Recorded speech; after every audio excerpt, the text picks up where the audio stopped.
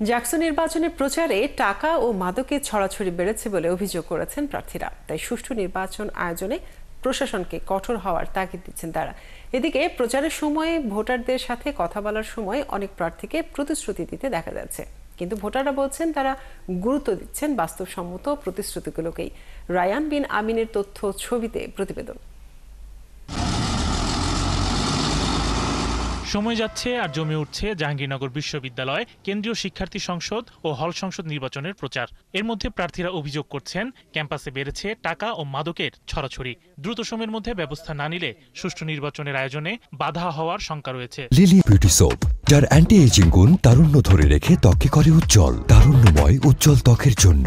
Remark. আমার দাবি থাকবে বিশ্ববিদ্যালয় প্রশাসনের কাছে, নির্বাচন কমিশনারের কাছে, যে কোন প্রার্থীরা হলে হলে টাকা ঢালছে, কোন প্রার্থীরা গাঁজা সাপ্লাই দিচ্ছে, কোন প্রার্থীরা মদের বোতল সাপ্লাই দিচ্ছে, সেগুলো তাদের একটা টিম থাকা দরকার, সেগুলো টহল দেওয়া দরকার। প্রশাসনকে আমার যথেষ্ট রিকোয়েস্ট থাকবে যে আপনারা এই বিষয়গুলোর প্রতি সোচ্চার হন, কিভাবে এগুলোকে আটকানো যায়। আর টাকা পয়সা, এত টাকা কই থেকে আসলো, কে এখানে ইনভেস্ট করলো এত টাকা, কিভাবে হলে হলে এত টাকা ঢুকতেছে, সেই বিষয়গুলো আপনারা সোচ্চার হন। প্রতিদিনই ভোট চাইতে মাঠে নামছেন প্রার্থীরা।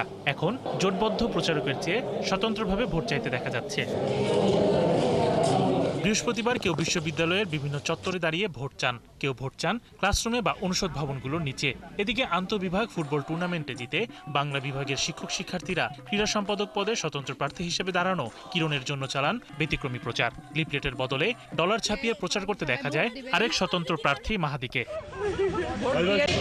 তবে ভোটাররা বলছেন যারা বাস্তবসম্মত প্রতিশ্রুতি দিবে তাদেরকে সাদরে গ্রহণ করা হবে। ভোটার হিসেবে আমরা চেষ্টা করতেছি আমাদের বড় ভাইদেরকে, যারা যোগ্য প্রার্থী বা যারা তাদের ইশতেহারে যেসব ভালো কথা লিখতেছে, যেটা তারা করবে, আমাদের মনে হচ্ছে আমরা ইনশাআল্লাহ তাকে ভোট দেব। আমাদের সাথে যে মিথস্ক্রিয়ার সম্পর্কটা হইতেছে, তারা আমাদের আশ্বাস দিতেছে যে ক্যাম্পাসে যেগুলো সমস্যা আছে সেই সমস্যাগুলো সমাধান করার চেষ্টা করবেন। ভোটারদের কাছ থেকে ভালো সাড়া পাচ্ছেন জানিয়ে প্রার্থীরা বলছেন নির্বাচিত হলে রাতারাতি সব পরিবর্তন সম্ভব না। তবে শিক্ষার্থীদের দাবিগুলো নিয়ে সিনেটে আলোচনার মাধ্যমে প্রাথমিক সমস্যাগুলো দূর করতে কাজ করবেন তারা। শিক্ষার্থীরা যারা আছে, নবীন শিক্ষার্থী এবং আমার ব্যাচমেট থেকে শুরু করে ফার্স্ট ইয়ারের যারা আছে, তারা খুবই উচ্ছ্বাসিত এবং খুবই আনন্দের সাথে আমাদেরকে গ্রহণ করছে। 33 বছর পর জাকসু হচ্ছে, আমি মনে করি জাকসুর যে প্রতিনিধি হবে তারা সাধারণ শিক্ষার্থীর ভয়েসটা ওইখানে রিচ করবে এবং সাধারণ শিক্ষার্থীর যৌক্তিক দাবিগুলো ওইখানে তুলে ধরে আদায় করবে। আগামী 9 সেপ্টেম্বর পর্যন্ত প্রচার শেষে 11 সেপ্টেম্বর অনুষ্ঠিত হতে যাচ্ছে 10ম জাকসু নির্বাচন।